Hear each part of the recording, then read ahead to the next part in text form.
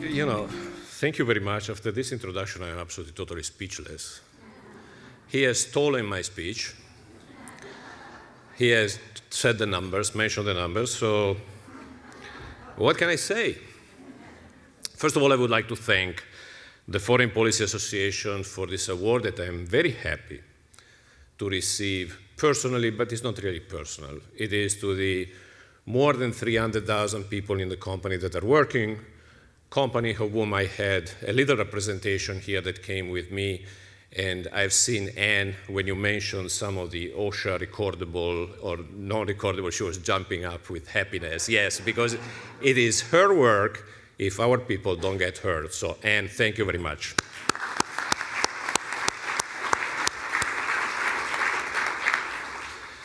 Now, what am I going to talk to you about? I can talk to you about my experience, really, because I am in my last quarter with General Electric. In GE, we have this 65-year-old kind of guillotine that we have to leave.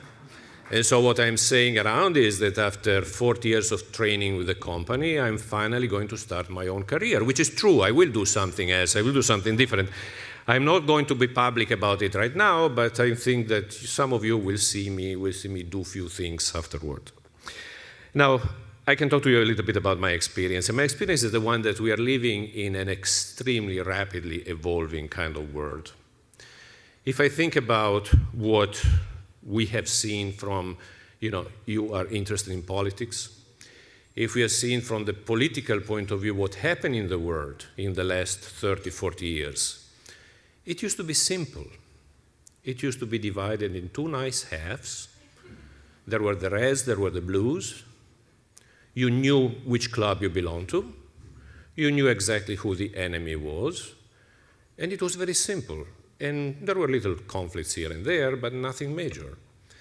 Then with the collapse of the Soviet Union, what happened, we created a vacuum in the world, and several different entities, countries, tried to fill that vacuum, creating an incredible amount of confusion. China is trying to fill that vacuum. Russia, we see what Putin is doing right now. In the Middle East, what is happening is clear that there is, particularly with Iran trying to fill the vacuum, and so on. So there is instability in our world today. And in a certain sense, we're all fearful. Today, my wife and I flew out of Frankfurt, and I can tell you that for some odd reason that I am not really, I don't know why, the amount of security that there was incredible. And I can still remember the times when you could walk into an airplane with a cigarette in your mouth and your briefcase on the other side, and nobody was checking what you were doing. Forget about the cigarette, but they were good times, weren't they?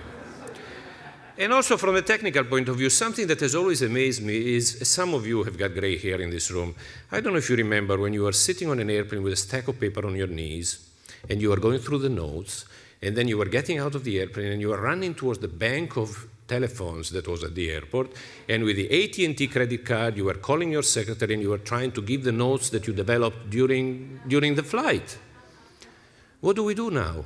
We go to bed reading the last email, and we wake up in the morning sending the first email. So our world has changed completely. And think about globalization. You are interested in globalization. Globalization is an old story. Charles V, great emperor of Spain, was priding himself to an empire where the sun was never setting. The Brits, my wife and I were reading an article very interesting a couple of days ago, where there are only 9 countries in the world where the Brits have never fought. It's kind of interesting, isn't it? But the point of the matter, globalization was already existing at the time, but it was a globalization for armies and for few selected peoples, king, princes, and this kind of stuff. Today, globalization is exercised by the masses. It has changed completely the depth and the breadth that there is. In all this environment, there is a great expectation that companies have to do more than what is simply required, which is to follow the laws, respect the rules and the regulations. I remember when, and I can think about the Jack Welch's time, for instance, excuse me. I remember Jack Welch's time when shareholder value was the dominant value.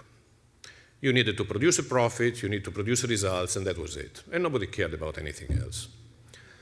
Then there was the introduction of the stakeholder values, which was the period of time when different entities were coming into the process of decision-making of the company. Here we can think about the environmental entity, NGOs, and so on, that really forced, thank God, companies like General Electric to behave in a certain way. Today it has changed because today we are going into an environment of shared values. The expectation today is that the businesses must be part of the effort in helping solving the problems of the world, the major challenges that society faces. And I'm not sure that these objectives are mutually exclusive. We still need to pay attention to the shareholders, we still need to pay attention to the stakeholders, but now we need to pay attention to more constituencies. And in this hyper-connected world, our future depends more and more on our capability to cooperate. Again, let me go back to my past. A relationship between business, enterprise, and governments.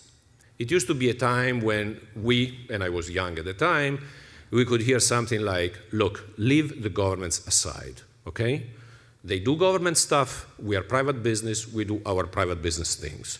We separate the world very nicely. Today, you cannot do that anymore.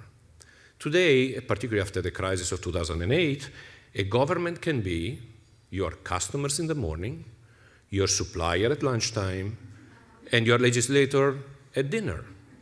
And you have to work with the government under the three different aspects. And it's interesting that Karan is here with me today because Karan and I shared a lot of experiences, and we developed some expertise also, a lot of experiences from exactly this point of view. There was a period of time after 2008 where Karan and I were going around the world, and what we were doing was talking to governments as customers, as suppliers, and as legislators. As a company, GE has been involved in driving several different initiatives that have been helping, and you heard this wonderful introduction that Hugh gave me. But there are some kind of personal experience that I could share with you, and some initiatives that I could share with you. Like, for instance, several years ago, I was running the plastics business in the Americas. We had an operation in Brazil, in Campinas, a place called Campinas, and most of the people were illiterate. They couldn't read or write. Now, when you run a plastic operation, you need to follow safety procedures, as Anne is commanding us to do. And in order to understand safety procedures, you need to be able to read and write, to read and report. So we decided to start a first elementary school in the plant. And we were taking, if workers were working for 8 hours, we were taking 1 hour every day out of the 8 hours, and we were teaching them how to read and write. And it was very interesting because I left the Americas then, and I came back to Europe. And one day I received a letter, which was written in a very, very simple kind of way, but understandable. It was written in Portuguese, of course. And it was thanking me in the name of all the workers of the Campina plant because they were able to learn new things, to open a new horizon, because GE gave them the opportunity to read and write. They said Nani gave the opportunity, but it was not Nani, it was GE that gave them the opportunity. Think about a technology center that we opened in a school in South Africa, in a township. The school was made out of containers. The containers had holes cut in it in order to make windows. Even the restrooms were made out of containers. So what we did, we created a technical center, you can call it a technical center. It was a cinder block building where we had benches and we gave computers and so on. And there too, we tried to help these people that were in this very difficult situation. Another situation which we did, for instance, there is a sister, Louise, a nun in Kenya, who is taking care of 1,700 orphans. And we have been working with Sister Louise for many years to try to bring not only money and supplies of several different things that we can bring, but from the educational point of view, there is a group of our Kenyan employees that are working with this institution bringing computers, bringing teaching, spending time teaching to these people in such a way that we can help this nun to bring these people to open new horizons for these people. And just recently, for instance, with the outbreak of Ebola, I am part of the board of directors of our GE Foundation.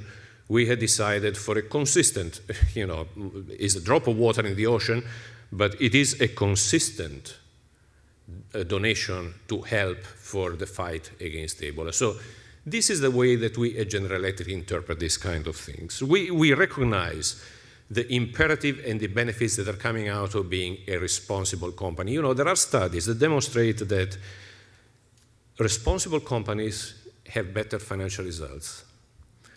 And it's not only the better financial results, but that our people feel honored to be part of an organization that is responsible about the environment, and I don't mean only the environment by the green environment, but the environment that they are part. Trust and relationship are very important assets in any company.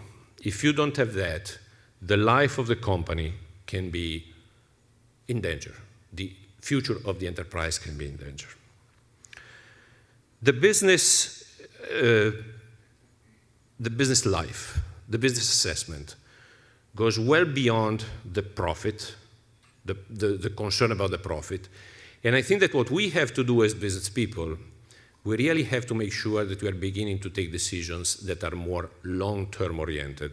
And if I do reference, for instance, to the environment, you can see what I'm talking about, because the environment will require decisions taken today that are going to have a very strong impact on the future.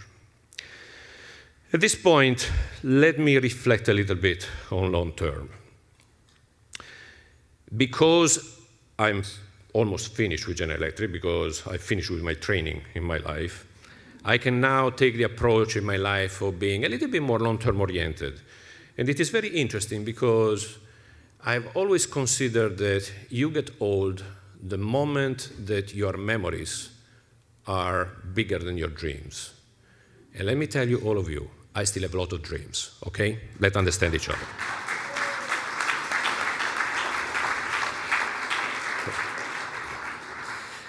Now, we need to learn from the crisis that you're just coming out of, because this crisis was determined by a lot of short-term decisions that were taken. Short-term because companies needed to show a quarterly profit. Short-term because the politicians are caught in the electoral cycle. How many politicians do not take the right kind of decision only because they're thinking about midterm election, they're thinking about presidential election and midterm, and so on and so on. I'm Italian.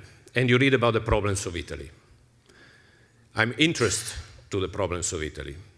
But the problems of Italy are not coming out, and we were talking about it before dinner. Problems of Italy are not coming out of the 2008-2009 crisis. The problems of Italy are coming out of the mid-70s, with long-time poor governance, total lack of vision, poor administration, corruption, and so on. And it's not going to take one poor Matteo Renzi, and for those of you who have met him, you know that he's a pretty good guy, but it's not going to take the poor Matteo Renzi 18 months to be able to address the situation. This is long-term decisions that need to be taken. And the same thing is valid for Europe. I hope that the new president of the Commission, Juncker, is going to be able to take long-term decisions, because despite the Agenda 2020 and all the kind of decisions that were taken in Europe, Europe is still very ineffective. And I am Italian, but I'm a convinced European. As a matter of fact, I have defined myself in the following way. I work like an American, I think like a European, but I eat and dress like an Italian.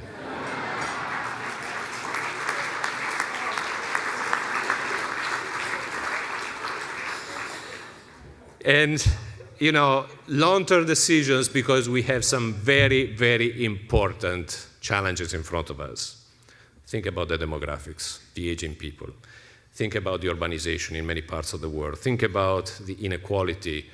The inequality scissor, it continues to increase. Think about the global transition of power we talked about before. I don't have the answer for all of this. If I would, I probably wouldn't be here, but I would be sitting with all the other guys over there. But I think that we executives have to get out of these quarterly demands that we have, and the politicians have to get out of the electoral cycle that they have. In my career, I sinned, okay? I've been caught in the trap of the quarterly targets, but I think that now I can certainly change my attitude and I can change my approach. And I would like to close with a quote that I consider to be extremely important, and let me read it to you. It is the action, not the fruit of the action, that is important. You have to do the right thing. It may not be in your power, may not be in your time, that there will be a fruit, a result. But that doesn't mean you stop doing the right thing. You might never know what results come out from your actions, but if you do nothing, there will be no result. Mahatma Gandhi. Thank you.